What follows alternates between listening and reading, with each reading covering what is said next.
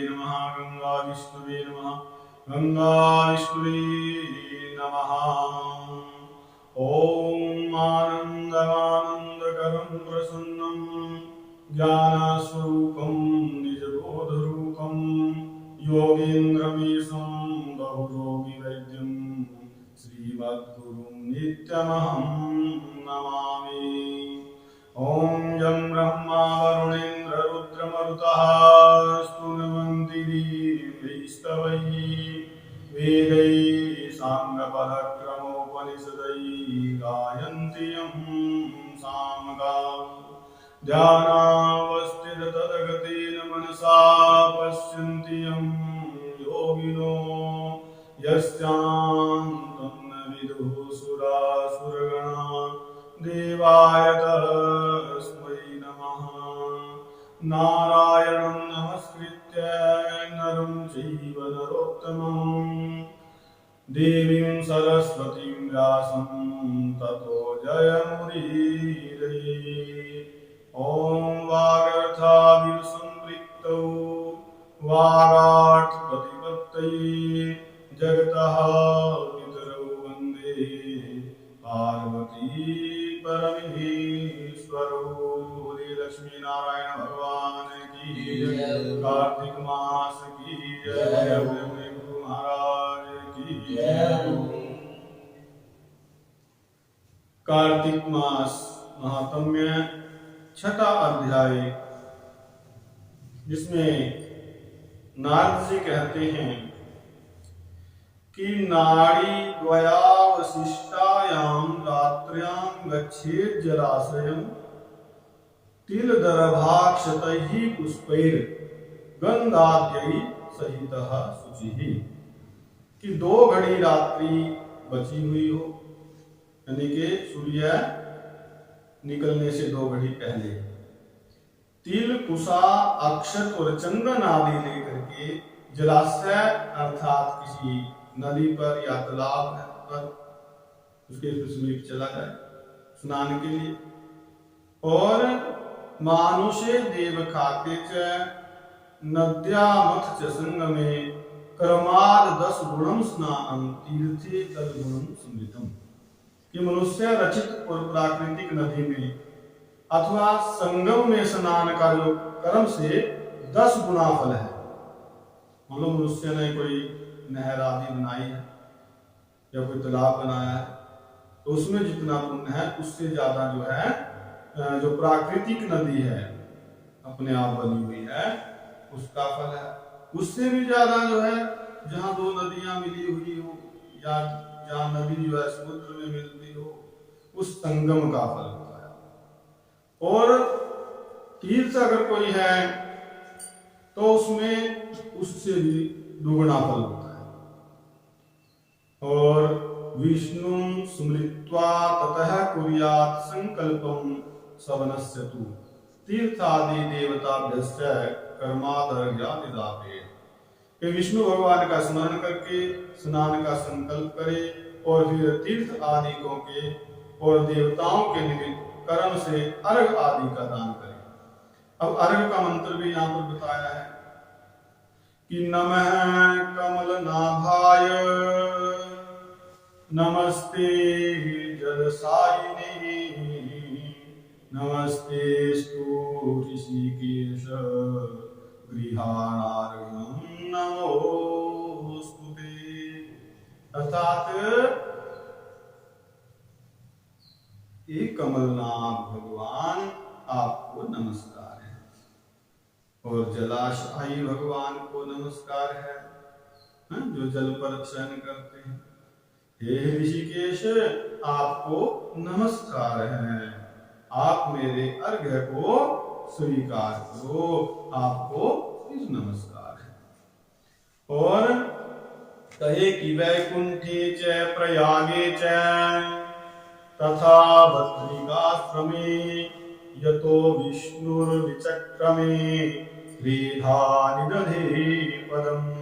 कि वैकुंठ में, प्रयागराज में और बद्रिकाश्रम में विष्णु जी गए थे, पिछले अध्यायों में आया, और 3 प्रकार से पद स्थापित किए। कौन कौन से 3 पद? इसमें मुनि, मुनि के रूप में, वेदों के रूप में और यज्ञ। तो इन सबों सहित, इन सबके सहित जहां विष्णु जी ने 3 प्रकार से वास किया, वहां देवता मेरी रक्षा करे। और फिर प्रार्थना कि हे जनार्दन, हे देवेश, हे दामोदर, मैं तुम्हारी प्रसन्नता के लिए कार्तिक में विधि पूर्वक प्रातः स्नान करूंगा। इस प्रकार से प्रतिज्ञा करनी है।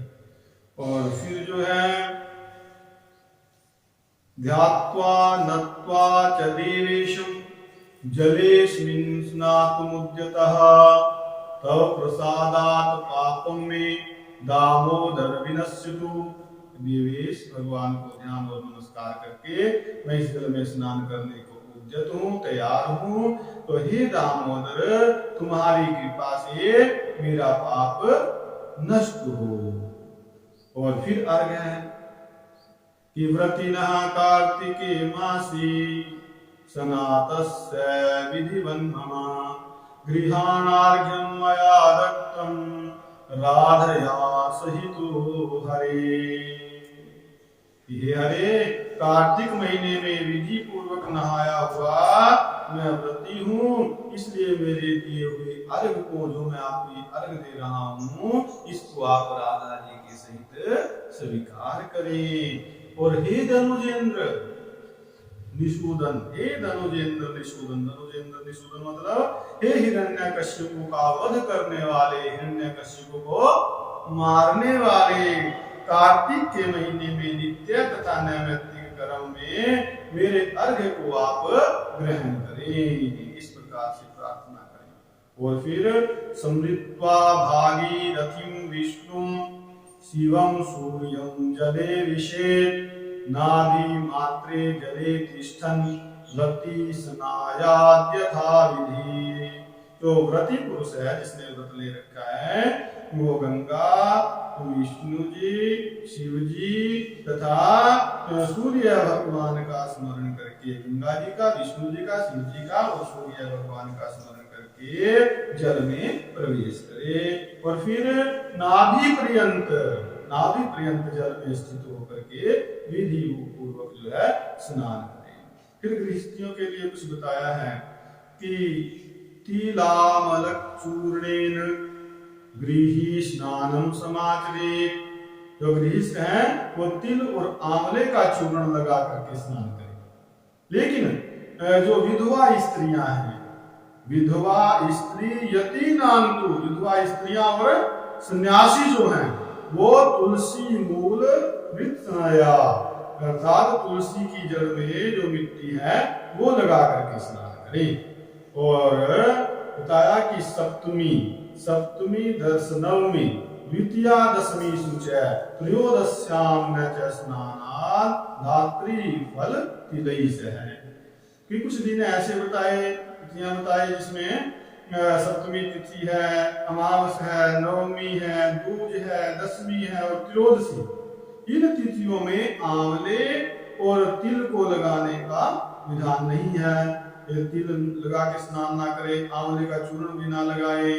और फिर बताया कि आदौ कुर्यान मल स्नानम मंत्र स्नानम ततः परम स्त्री शूद्राणाम न वेदोक्तैः मंत्रस्तेषां पुराणैः। पहले मल स्नान करें, बाद में मंत्रों से स्नान करें।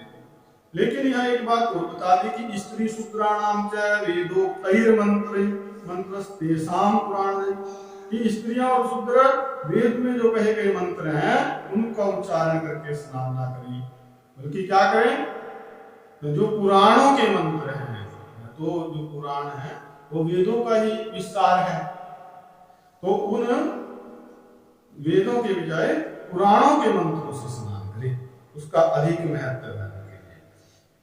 और बताया स्नान का मंत्र भी यहाँ पर दिया है कि त्रिधा भूत देव कार्यार्थम यह पुरा भक्त भावना स विष्णु सर्व पापघ्नः पुनातु कृपया कि भक्तों को आनंद देने वाले जिन भगवान ने देवताओं के कार्य के निमित्त 3 रूप धारण किए थे, सब पापों को नष्ट करने वाले जो भी भगवान हैं, वे कृपा करके मुझको पवित्र करें। इस प्रकार से प्रार्थना करें। और फिर विष्णु राज्ञाम अनुप्राप्य कार्तिक व्रत कारकान रक्षन्ति देवास्ते सर्वे मां पुनन्तु सेवासवाः। जो देवता विष्णु की आज्ञा पा करके कार्तिक व्रत करने वालों की रक्षा करते हैं, वे सब देवता मुझे भी पवित्र करें। और फिर प्रार्थना कि वेद मंत्रा सबीजाश्च सहस्राम खान्विताः कश्यपाद्याश्च मुनयो मां पुनन्तु सदेवताः। के बीज रहस्य और यज्ञ सहित वेद मंत्र और देवताओं समेत कश्यप आदि मुनि मुझको पवित्र करें। फिर कहे कि गंगाद्यः सरितः सर्वास्तीर्थानि जलदा नदः सप्त सागरः सर्वे मां पुनन्तु जलाशयाः। गंगा आदि सब नदियां और तीर्थ तथा जल देने वाले 7 समुद्रों सहित नदी और जलाशय मुझे पवित्र करें। और फिर कहें कि पतिव्रता स्वादित्याद्या यक्षः सिद्धः सपन्नगः ओषधयः पर्वतश्चापि मां पुनन्तु त्रिलोकजाः। जो अदिति आदि पतिव्रता नारियां हैं, यज्ञ सिद्ध हैं, सर्प, तीनों लोकों की औषधियां और जो पर्वत हैं वो भी मेरी रक्षा करें। और एभिर मंत्रैर व्रति स्नात्वा हस्तन्यस्त पवित्रकः देव ऋषीन् मानवान् पितयस्तर्पयेत् यथा विधि। कि व्रती मनुष्य इन मंत्रों से स्नान करके हाथ में पवित्र धारण करे, ऋषि मनुष्य पितर इन सब का विधि पूर्वक तर्पण करे। तो यावन्तः कार्तिके मासी वर्तन्ते पितृतर्पणे तिलास तत्संख्यकावदानी पितरः स्वर्गवासिनः। बहुत बड़ी बात बताई है कि कार्तिक मास में पितरों के तर्पण में जितने तिल रहते हैं उतने ही वर्ष तक पितर जो है स्वर्ग में वास करते हैं। तो इसके बाद व्रती मनुष्य जल से बाहर निकले और शुद्ध वस्त्र धारण करके प्रातः काल के कहे हुए कर्मों को समाप्त करके हरि का पूजन करें। तीर्थों और देवताओं का स्मरण करके भक्ति में तत्पर मन हो करके चंदन और फूलों से युक्त अर्घ्य का दान करें। फिर अर्घ्य मंत्राया कि व्रतिनः कार्तिके मासी सनातस्य विधिवन् मम गृहाणार्घ्यं मया दत्तं राधया सहितो हरे। के तीर्थों और देवताओं का स्मरण कर भक्ति में तत्पर मन हो चंदन फूलों से युक्त अर्घ्य का दान करना है। कहना है कि मैं व्रती और कार्तिक मास में विधि पूर्वक नहाया हुआ हूँ, सो मेरे दिए हुए अर्घ्य को हे हरे राधा सहित आप ग्रहण करें। और जी तदंतर चंदन फूल तथा पानी से वेद पाठी ब्राह्मणों की भक्ति पूर्वक पूजा करके बारंबार उनको नमस्कार करें। यहाँ कहते हैं कि तीर्थानि दक्षिणे पादे वेदास्तन मुख मास्मितः। भगवान कहते हैं कि मैं ब्राह्मणों का के पूजन के बारे में क्यों कह रहा हूँ। ब्राह्मण भी कौन से बताए यहाँ, जो वेद पाठी हैं उनके बारे में बताया कि तीर्थानि दक्षिणे पादे वेदास्तन मुख मास्रिताः और सर्वांगी स्वाश्रिता देवाः पूजितोऽस्मि पदर्चया। कि ब्राह्मणों के दाहिने चरण में तीर्थवास करते हैं, और जो वेद हैं वो उनके मुख में स्थित हैं, और ब्राह्मणों के सभी अंगों में देवता वास करते हैं। तो इस कारण उनकी पूजा करने से मैं स्वयं पूजित हो जाता हूं। तो यहाँ ध्यान देने की बात है, इसमें लिखा है कि अव्यक्त रूपिणो विष्णु स्वरूपम ब्रह्मणा भुवि नावमान्या नो विरोध्या कदापि सुमिच्छता। इस पृथ्वी पर भगवान, गायें, ब्राह्मण, संत ये साक्षात परमात्मा का स्वरूप है। जो उनका भजन करने वाले भक्त हैं वो भी उन्होंने अपने स्वरूप माने। और तो जो उनका कीर्तन करते हैं, कीर्तन में जो वाद्य आदि बजाते हैं उसको के बारे में भी आपको जानकारी हुई कि वो उन सबको भी भगवान अपना स्वरूप ही मानते हैं। तो यहाँ बताया कि अव्यक्त रूपिणो विष्णु, पृथ्वी में ब्राह्मण जो है अव्यक्त विष्णु के स्वरूप हैं। और इस कारण कल्याण चाहने वाला पुरुष उनका अपमान या उनका विरोध ना करे, उनकी बुराई ना करे। नावमान्या विरोध्या कदापि सुमिच्छता, जो अपना शुभ चाहता है, भला चाहता है, वो इनका कभी अपमान या विरोध ना करे। और ततो हरि प्रियाम देवीं तुलसी मर्षीर्व्रती प्रदक्षिणां नमस्कारान् कुर्यादेकाग्रमानसः।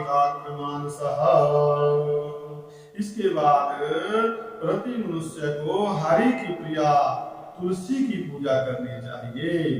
मन को एकाग्र करके तुलसी की प्रदक्षिणा और प्रार्थना करनी चाहिए कि हे तुलसी के देवताओं द्वारा तुम पहले निर्मित की गई और मुनीश्वरों द्वारा आपकी पूजा की गई, तो हे हरि की प्यारी तुम मेरे पापों को दूर करो। कुछ ऐसे लिखा है, देवैस्त्वं निर्मिता पूर्वम अर्चितासि मुनीश्वरैहि नमो नमस्ते तुलसी पापम हर हरि प्रिये। तुलसी हे हरि की प्रिय मेरे पापों को आप हर लो। और ततो हरि कथां श्रुत्वा पौराणिं स्थिर मानसः। इसके बाद जो है स्थिर मन हो, पुराण संबंधी हरि की कथा सुने और भक्ति युक्त व्रती मनुष्य फिर से उन ब्राह्मणों का पूजन करे। तो पहले कही हुई जो ये विधि है जो मैंने बताया पीछे, जो भक्तिमान मनुष्य है इसको भली भांति करता है, ठीक तरह से करता है, वह विष्णु की शैलोकता को प्राप्त करता है, अर्थात विष्णु जी के लोक को प्राप्त करता है। और भी कुछ पहले इसका लाभ है, कहा कि हाँ और भी लाभ है। भगवान के लोक में तो चला ही जाएगा, लेकिन उससे पहले इस लोक में क्या है, ताकि रोगा पहम पातक नास्कृतम परम सुबुद्धिदं पुत्रधनादि साधकम मुक्तिर्निदानं नैकाव्रता विष्णु प्रियारण्यदिहास्ति शोभनम्। रोगों को दूर करने वाला, पापों का नाशक, उत्तम बुद्धि देने वाला और पुत्र धन आदि का साधक तथा मुक्ति का कारण ऐसा हरि का प्यारा ये कार्तिक का व्रत है, और उसको छोड़ करके कोई और दूसरा नहीं है। तो इस प्रकार जो है यहाँ पर यह स्नान का महत्व, तीर्थ का महत्व, ब्राह्मणों का और भगवान के भजन करने वालों का महत्व और कुछ नियम बता करके यहाँ पर छठे अध्याय को विश्राम दिया गया है। बोलिए कार्तिक मास की जय हो, बोलिए सभी देवी देवताओं की जय हो, सभी सिद्धों की जय हो, सभी संतों की जय हो, सभी भक्तों की जय हो, बोलिए अपने अपने गुरु महाराज की जय, धर्म की जय हो, धर्म का विनाश हो, कल्याण हो, विश्व का कल्याण हो, जयकाराय वीर बजरंगी।